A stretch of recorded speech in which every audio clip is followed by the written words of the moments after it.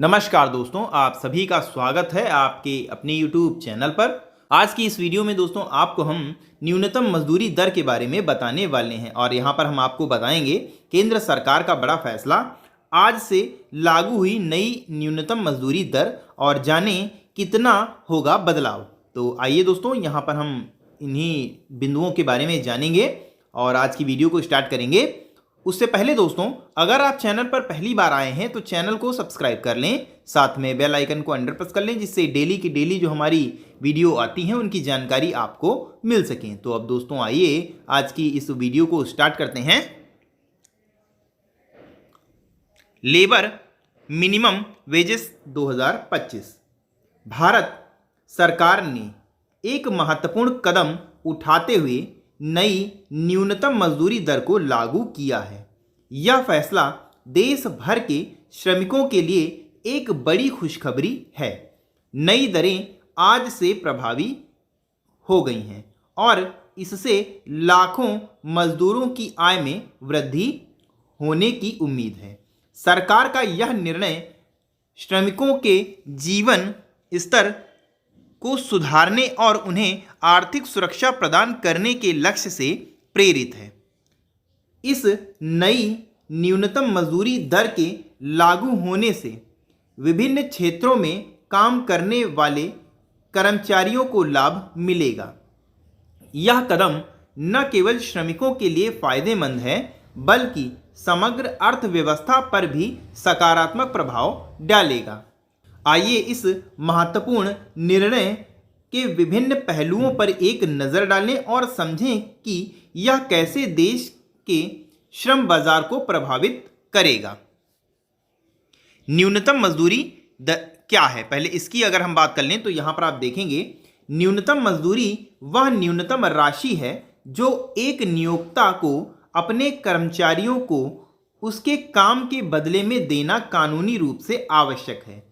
यह एक ऐसा कानूनी प्रावधान है जो श्रमिकों के शोषण को रोकने और उन्हें एक न्यूनतम जीवन स्तर सुनिश्चित करने के लिए बनाया गया है।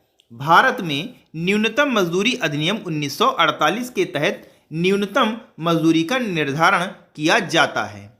न्यूनतम मजदूरी की मुख्य विशेषताओं पर पहले हम यहाँ पर बात करेंगे। तो आप यहाँ पर देख सकते हैं, कानूनी सुरक्षा पर पहले हम बात करेंगे। तो यहाँ देखेंगे, यह श्रमिकों को कानूनी सुरक्षा प्रदान करता है। जीवन स्तर, इसका उद्देश्य श्रमिकों के लिए एक बेहतर जीवन स्तर सुनिश्चित करना है। आर्थिक न्याय, यह नियोक्ताओं और कर्मचारियों के बीच आर्थिक न्याय को बढ़ावा देता है।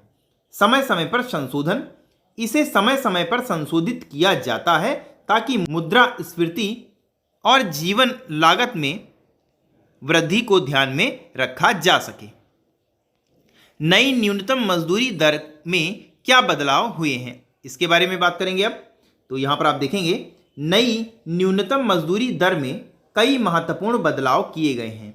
ये बदलाव विभिन्न क्षेत्रों और कौशल स्तरों के श्रमिकों को प्रभावित करेंगे। तो आइए देखें क्या क्या इसमें बदलाव हुए। यहाँ पर आप बदलाव देखेंगे, सबसे पहले दैनिक मजदूरी में वृद्धि। अकुशल श्रमिकों की दैनिक न्यूनतम मजदूरी में 15% की वृद्धि की गई है। क्षेत्रवार संशोधन, विभिन्न क्षेत्रों जैसे कृषि, निर्माण और सेवा क्षेत्र के अलग अलग दरें निर्धारित की गई हैं। कौशल आधारित वर्गीकरण, श्रमिकों को उनके कौशल स्तर के आधार पर वर्गीकृत किया गया है, जिसमें अकुशल, अर्धकुशल और कुशल और अतिकुशल श्रेणियां शामिल हैं। महंगाई भत्ता समायोजन, नई दरों में महंगाई भत्ते का समायोजन किया गया है ताकि मुद्रास्फीति के प्रभाव को कम किया जा सके। ओवरटाइम भुगतान, ओवरटाइम काम करने के लिए अतिरिक्त भुगतान की दरें में भी वृद्धि की गई है। विभिन्न क्षेत्रों में नई न्यूनतम मजदूरी दरें क्या हैं, आइए यहाँ पर देखेंगे। नई न्यूनतम मजदूरी दरें विभिन्न क्षेत्रों में अलग अलग यहाँ कुछ प्रमुख दरों को हम यहाँ पर बताएंगे। जैसे कृषि क्षेत्र की पहले बात करेंगे तो यहाँ पर आप देखेंगे अकुशल श्रमिक 350 रुपये प्रतिदिन के हिसाब से इनको दिया जाएगा। अर्धकुशल जो होंगे उन्हें 400 रुपये और जो कुशल श्रमिक होंगे उन्हें 450 रुपये प्रतिदिन के हिसाब से देना होगा। निर्माण क्षेत्र की अब यहाँ पर बात करें तो यहाँ पर अकुशल श्रमिक जो होंगे वो 400 रुपये प्रतिदिन के हिसाब से, अर्धकुशल श्रमिक 450 और कुशल श्रमिक 500 प्रतिदिन के हिसाब से प्राप्त करेंगे और अति कुशल जो होंगे उन्हें 550 रुपये प्रतिदिन के हिसाब से देना होगा। सेवा क्षेत्र की अब यहाँ पर बात कर लें तो यहाँ पर आप देखेंगे अकुशल श्रमिक 375, अर्धकुशल श्रमिक 425 और कुशल श्रमिक 475। नई न्यूनतम मजदूरी दर का प्रभाव। नई न्यूनतम मजदूरी दर के लागू होने से कई क्षेत्रों पर व्यापक प्रभाव पड़ेगा। आइए इन पर एक नज़र डालते हैं। सबसे पहले श्रमिकों पर प्रभाव देखते हैं। आय में वृद्धि, श्रमिकों की आय में वृद्धि होगी जिससे उनका जीवन स्तर सुधरेगा। सामाजिक सुरक्षा, बेहतर आय और श्रमिकों को बेहतर स्वास्थ्य सेवाएं और शिक्षा प्राप्त करने में मदद होगी। मोटिवेशन, उच्च मजदूरी श्रमिकों का मनोबल बढ़ेगा और अधिक उत्पादक हो सकते हैं। नियोक्ताओं पर प्रभाव, लागत में वृद्धि, नियोक्ताओं को अपने कर्मचारियों को अधिक भुगतान करना होगा, इससे उनकी लागत बढ़ेगी। उत्पादकता में सुधार, बेहतर भुगतान से कर्मचारियों की उत्पादकता बढ़ सकती है। श्रम संबंध, उचित मजदूरी से नियोक्ताओं और कर्मचारियों के बीच बेहतर संबंध स्थापित हो सकते हैं। अर्थव्यवस्था पर प्रभाव, मांग में वृद्धि, श्रमिकों की बढ़ी हुई आय से वस्तुओं और सेवाओं की मांग बढ़ेगी।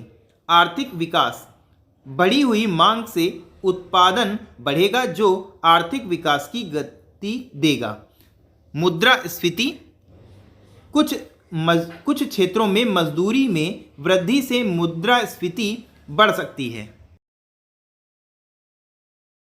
न्यूनतम मजदूरी कानून का इतिहास, अगर इसकी बात कर लें तो यहाँ पर अब आप देखेंगे भारत में न्यूनतम मजदूरी कानून का एक लंबा इतिहास रहा है। यह कानून श्रमिकों के अधिकार की रक्षा और उनके शोषण को रोकने के लिए बनाया गया था। आइए इस कानून पर एक नज़र डालते हैं। 1948 न्यूनतम मजदूरी अधिनियम पारित किया गया। 1957 पहली बार केंद्रीय सलाहकार बोर्ड का गठन किया गया। 1987 राष्ट्रीय न्यूनतम मजदूरी की अवधारणा को पेश किया गया। 2019 श्रम संहिता बिल पेश किया गया जिसमें न्यूनतम मजदूरी के प्रावधानों को शामिल किया गया। न्यूनतम मजदूरी निर्धारण के मानदंड, अगर इसकी बात कर लें तो यहाँ पर भी आप देख सकते हैं न्यूनतम मजदूरी का निर्धारण करते समय कई कारकों को ध्यान में रखा जाता है। ये मानदंड सुनिश्चित करते हैं कि निर्धारित मजदूरी न्यायसंगत और व्यवहारिक हो। मुख्य मानदंड इस प्रकार हैं। जीवन निर्वाह लागत, श्रमिक और उसके परिवार की बुनियादी ज़रूरतों को पूरा करने के लिए आवश्यक राशि। उसके बाद कौशल स्तर की बात करेंगे तो यहाँ पर देखेंगे कौशल स्तर, श्रमिक के कौशल और अनुभव के आधार पर मजदूरी का निर्धारण। क्षेत्रीय विविधता, विभिन्न राज्यों और क्षेत्रों की आर्थिक स्थिति के अनुसार मजदूरी में अंतर होता है।